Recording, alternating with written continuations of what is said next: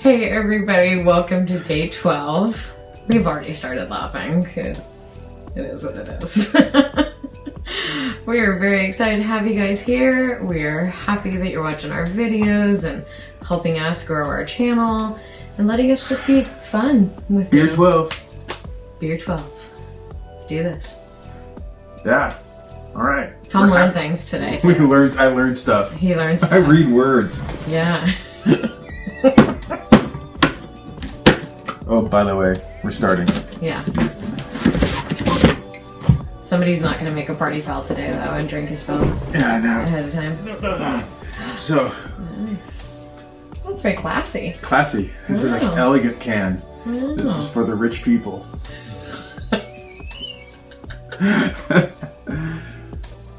First Carl. And it's F-U-R-S-T. First Carl. This is the name of the beer from Slow's Brewery, Ellington, from 1690. What I know what that is, where there is. So it's a craft beer. All right, so it's actually a Keller beer, which actually translates to cellar beer. So a cellar beer is an unfiltered, a German-style unfiltered, unpasteurized lager. So you're gonna get a little bit more of the yeasty and a little bit of particles. It's not the first time I've seen the Keller beer, but as I started seeing things over and over again, I said I better do a little research and look them up because it means more than I understood. So, it says brewed according to the Bavarian purity laws from 1516. We've talked once about it before. It's a big deal in Germany. Unless they're adding fruits and spices and things to it, and they're like, it's not a big deal because they're going into craft brewing. So we'll go ahead and give this one a pour.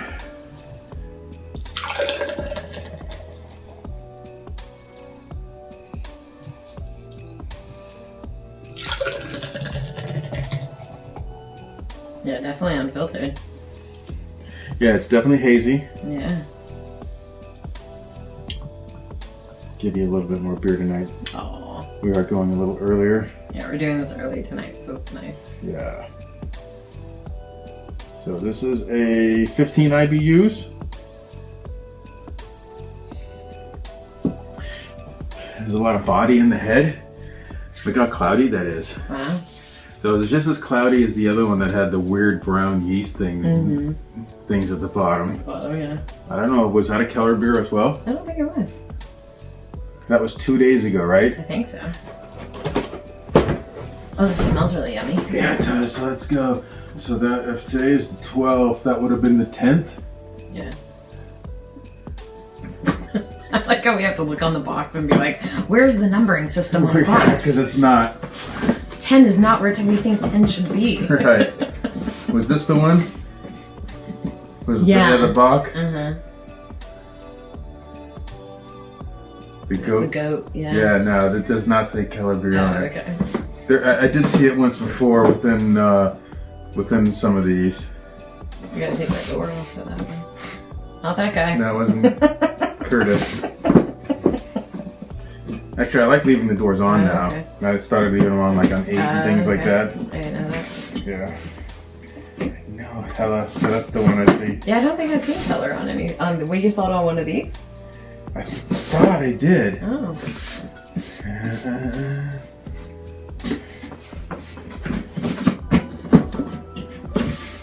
I was about to party foul and drink my drink. That was awesome. Nope. No? Yeah, it was not the No, not the propel. turbo prop. No, that was definitely not. It wasn't this guy.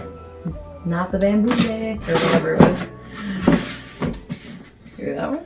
Oh, Keller, you're right. Keller beer. Look at you, you remember that. Sulfal brow. Yeah. What Day was three. that? Oh, Day three. Okay. So- Oh yeah, I remember day 3 being really unfiltered and cloudy. Okay. Yeah. It's also crazy to think that we've been doing this for 12 days. Yeah, we're halfway through now. We're halfway through this thing. Well, when we get done filming this one, we'll be Yeah. halfway through. Almost there. Yeah. So it's got a lot of good structure in the foam. It smells really good. There's like there's a sweetness to it though.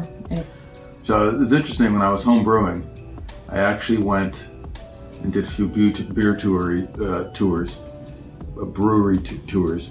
And when you didn't go on, we went to Gordon Beers here in San Jose, and we were able to drink there, and they do German style beer. So we were drinking their,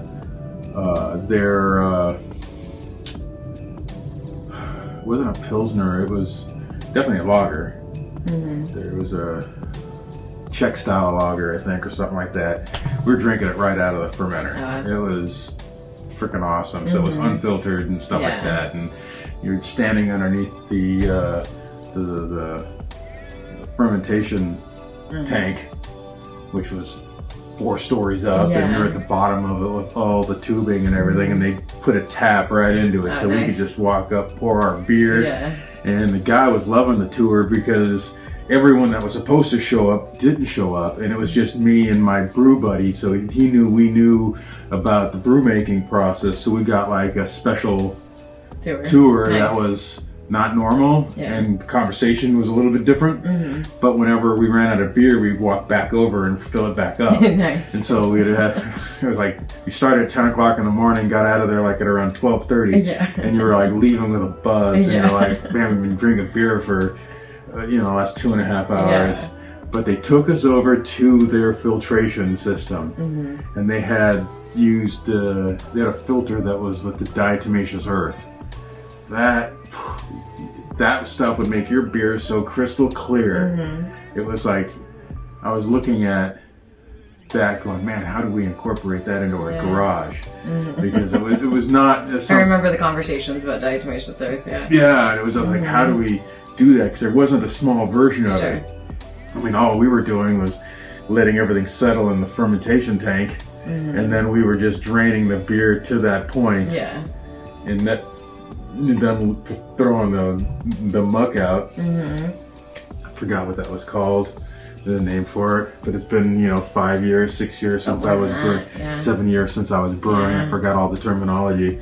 I'm just happy to remember some of it. But it was like, I just remember the filtration process over at Gordon Beers. Well, that's like a total testament of favor right now. We get like amazing favor wherever we go. We go to wineries, anything like that. Blessing of God is upon us. We get experiences that the normal person just does not get when we go places like that. But our number one thing is like, we've both worked in customer service, and it's like always be kind and wonderful and like talkative and fun with the person that's touring you at a wine counter.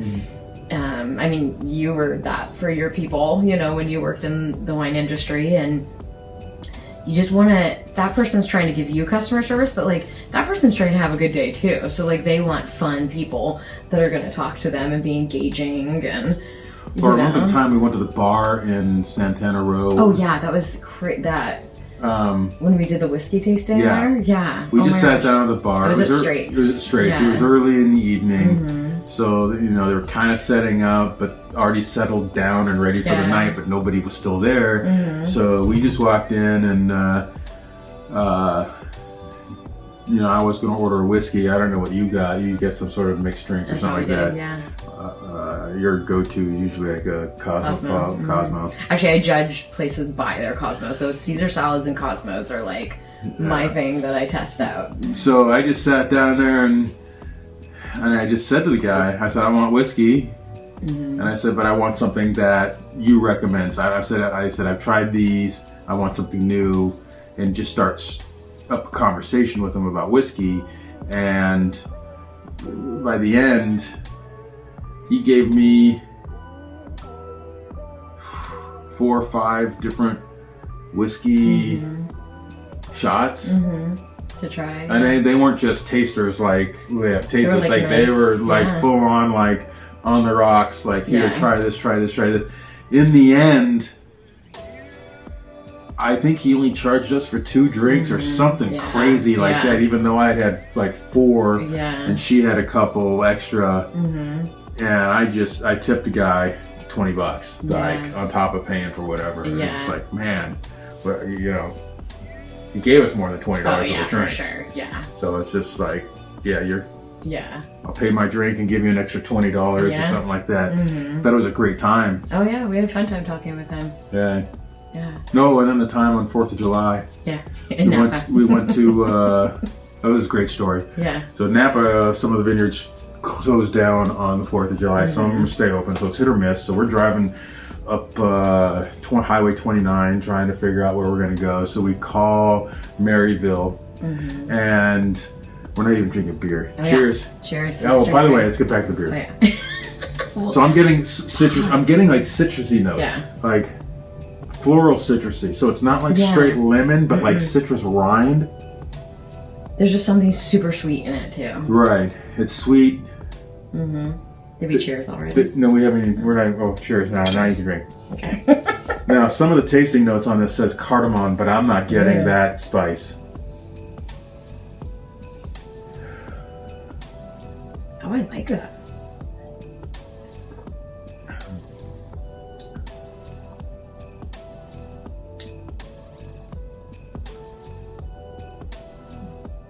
I kind of get cardamom on my tongue when it goes down. Yeah, I'm getting it now on the back of my tongue. After the drink's gone down, if flavors are settling, you get but a mellow version of it, not like the heavy like.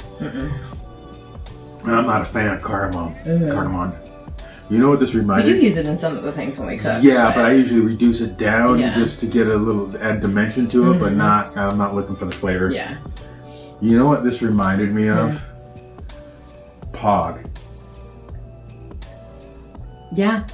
I understand what you're saying. So, for those of you who haven't been to Hawaii or any tropical island, Pog is passion fruit, orange juice guava. Guava, yeah.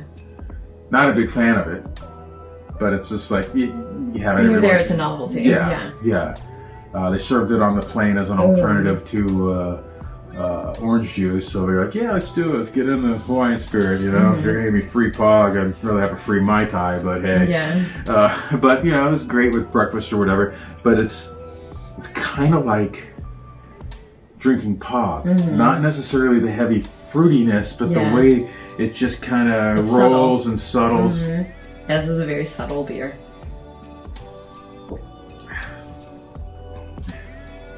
But It's funny because when you first put it in your mouth, it's like almost like spicy in a way. There is like some spicy nose in it, but it's. I could drink this all day long, all year round. Yeah, I really like I would this. have. I mean, I got a scale 1 to 5. I would give this beer a 5. Yeah. Because it is the drinkability is just there. Yeah. I mean, it's got just enough drinkability for. You know, the winter has a little bit of the spiciness to be acceptable for the winter. Yeah. The only time where I could see that it may be a little much would be a very hot day, like if you're working and you're sweaty. But if you're just relaxing, you could drink it. Yeah. You'd want something a little bit lighter. We had a couple of beers that were even a little bit lighter than this one. That would be great if you're like working out in the sun and sweating and dirty and just want something refreshing. Though this is very light, this is very crisp with the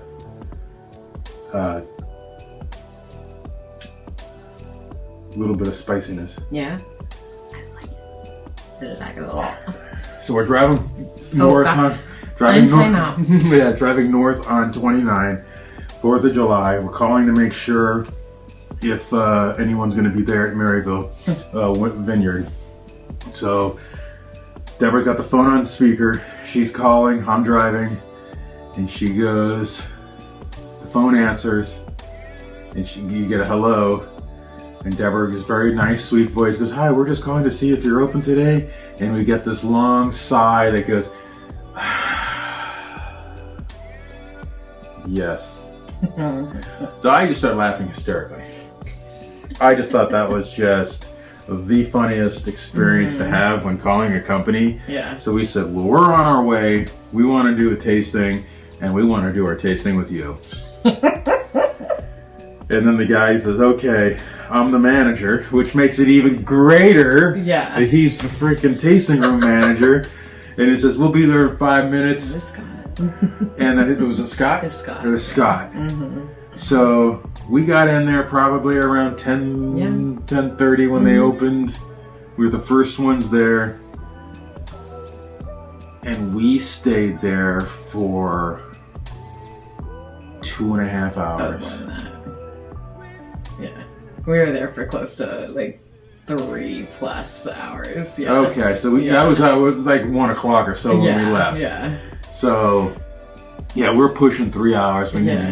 But Scott just took us through everything that he had. Yeah. He was just the nicest guy. They had a bottle of champagne that was not from there. They didn't even make champagne. Well, also, don't forget to mention, nobody else came into this winery. No one came in. We were literally the only people in this massive winery. Yeah. And I mean, Scott ended up inviting us to his house that night for a party, which we did not attend. Mm-hmm. We just had like a great tasting experience. Yeah. Just went through everything in their lineup. His employees came out from the back with a bottle of champagne saying, "Can we open it now?" And they poured us some champagne too, even though the Maryville doesn't even make champagne. No. It wasn't even a champagne. I don't even think it was a champagne from Napa Valley. It was just some random store-bought champagne that they were drinking amongst themselves to celebrate the 4th of July, which I never knew you drink champagne or celebrate the 4th of July, but what the hell, right? So we just drank champagne with them after drinking pretty much everything that was available. And in the very end, as we were walking out, he brought out a bottle of... I don't want to say it was a reserve, but it was a Petit Verdot. He says, if you leave with anything, you have to leave with this, and I'll give it to you at my cost. Which employees at vineyards get 50% off. Yeah. And at that point, I'm like, I'll take that. We very much love, and hopefully we'll do wine videos for you at some point. I think that would be actually really cool. We really love like unique things that you're not going to see at the grocery store. A Petit Verdot is not a normal, only, what would be the thing for it? It's not usually produced alone as a standalone drink. It's very rare to find a Petit Verdot that's just made as just that. Usually it's mixed. Which he's trying to say, they use it as a blending grape. Yeah. Let me back that one up a little bit. Today it's used as a blending grape. Sure. And it was not necessarily a standard wine that they would drink anymore, but now it's making its comeback. Yes. But when we first started wine tasting in 2005, we went down to Napa. We were staying at a hotel, and at that point I was just a beer drinker. Hadn't even started brewing yet. I was just drinking beer. And so, let's give it a shot, whatever, try something new. So at the hotel we were at, was it a Marriott? I think it was Marriott. It was Marriott. And they had a concierge. There was a young kid there. That's great. He was very nice. And so we went up to him and I said, hey, I'm a beer drinker. I don't want to drink any beer this weekend. I'm here in Napa. Just want to enjoy what's here. Where should I go? And then he starts circling all these wineries. On this like big fold-out map. They had a map that they give you. And he starts circling all these wineries. And I start recognizing these vineyards, names and stuff you see at the grocery store and things like that. And I was like, wait a minute. I said, I'm not interested in wines I can go buy at the grocery store. I said, what I'm interested in is the rare stuff and the things that are specialty that you can't find in the grocery store. And he smiled really big. Oh man, it was like I just hit the freaking switch. He was trying to do like the customer service and give me the experiences at the different he was choosing vineyards for the like the property and for like the experience of being at a winery. Rather than the wine itself. Than the wine itself. So he was elated. He literally crumpled it up, threw it away, put out another map, and he goes, well, let me show you my favorite vineyard. And it's like Vanderheiden. Circles it. This guy is the only vineyard that actually produces a late harvest cab. He goes, you gotta try it. Yeah. I was so bummed when Vander Heiden sold. He sold his winery. Because of his girlfriend. Yeah. Oh my god. I mean, in the years that we were going, he was married. Yeah. His wife ended up dying. Mm-hmm. Sorry to hear. Yeah. He got a girlfriend, and after about 4 or 5 years of the girlfriend, she was not into the winery life, and so he sold it to go be with her, and it was just like, it was such great wine. Like, even their table wine was excellent. Oh my gosh. Yeah. We used to buy cases of that stuff. And he was doing experimental stuff too, like, I mean, not like electrodes and stuff like that, but like when he would do his, he did a batch like a Chardonnay, and he left the skins on, usually to get the white wines. Where a Chardonnay, you don't let it sit on the skins. You pull the lees off. No, the lees is the crap that's in the fermenter. Sorry, or wait, no, that's something else. The lees, I think, is the stuff from the fermenter after the juice. So he either way, it's one or the other. He left the skins on, like, for a red grape. Now, when you poured the wine, it was yellower than this. Oh yeah. It looked like almost urine color. Yeah. But it had a richer, thicker flavor to it, and it was like good Chardonnay. Good Chardonnay. It's cheap too. It was cheap. And he was selling $20-something a bottle or something like that. Somewhere. No, it was cheaper than that. You think so? Because remember, we bought a case. Oh, that's right. Yeah. They had a fire at their facility, at the warehouse that they stored everything. So they didn't have storage. So I think we were buying a case for like, I think it was $10 a bottle or some crazy thing like that. Yeah. And we're like, we'll take a case. And then he showed us about Doriush. Hands down, our favorite vineyard for cabs. Yes, which we will leave all of this for a wine video. I think later on would be important, of like our favorite wineries to go to in Napa. Yeah. I don't want to leave this one too long for today. So.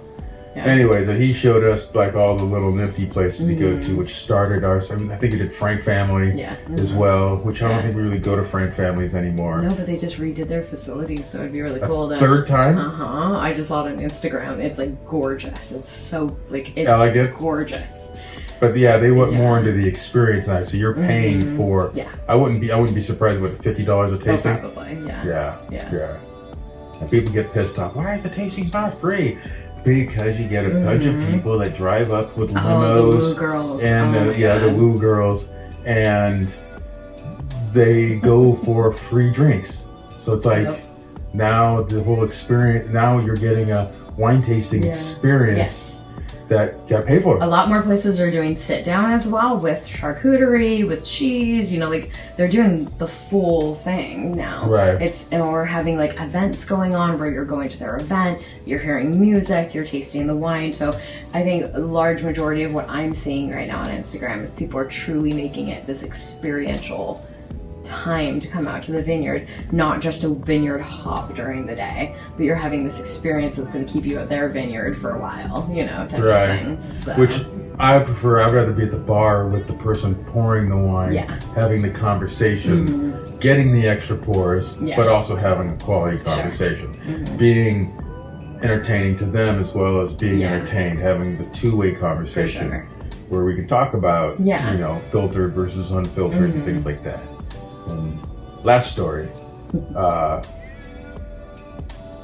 Charles Krug, good winery. They're very. It's who's the owner? Peter Mondavi. Peter Mondavi, which is the brother to the Mondavi who owns the Mondavi. Robert Mondavi. Yeah. But Peter's family owns Charles Krug, and I think it's either Peter or the guy who's underneath Peter, since Peter's really old, and possibly maybe even dead. But I think he might be. Yeah, I think he might be dead. But whoever's in charge over at Charles Krug, they have an extensive wine library. And I've heard rumors that he'll go into the library that's just off to the side, and he'll crack open a wine that's like 100 years old. And the moment what I've been explained to is that when you open a bottle of wine that's 100 years old, it could be bad. Mm-hmm. But if it's good, you've only got about 5 or 10 minutes before it starts oxidizing quickly. Mm-hmm. So literally at that point, when he finds a good one, he just calls everyone over. Yeah. And just like gives everyone a taste, and you're just drinking this $100 glass of candy, or 100-year-old. I mean, you probably can put a price on it, but 100-year-old glass of candy, Mm-hmm. and you're trying to drink this thing before the structure falls apart. Which, I think the oldest wine we ever had was probably from 1984. Yes. Mm-hmm. It was good. It was not a great wine to begin with, but it was good since it was aged properly. But like for, I think the wines that we buy, we like to age our Dariouche to be about, with their cabs, about 12 years or so, just so you're gonna get some of that fruitiness along with some of the rustic notes as well. Mm-hmm. I think when we were at Freemark, Abby and Ryan brought out the like Corvin tasting thing. I think we had a 92 there, one of the cabs. Yeah, It's like a 92. That was good. Yeah, that was really good. Yeah. His name was Ryan? Ryan. You remember Ryan and Scott? Mm-hmm. Their names, okay. I remember names. Okay. Weird things. Well, with all that being said, we had a little bit of a longer We conversation. did. We've been actually going kind of short lately, and just because it's late and it's Yeah. hard to, like, honestly, it's after you've had a full day and then he's getting off work, it's hard to, like, think about anything to talk about at that point. We're just being funny and punchy. So, after day 12, I think I'm doing a lot better than day 2 and day 3. Oh, God, you guys, it's cringy if we go back and look at the day 1 video. Yeah, I was kind of grumpy and...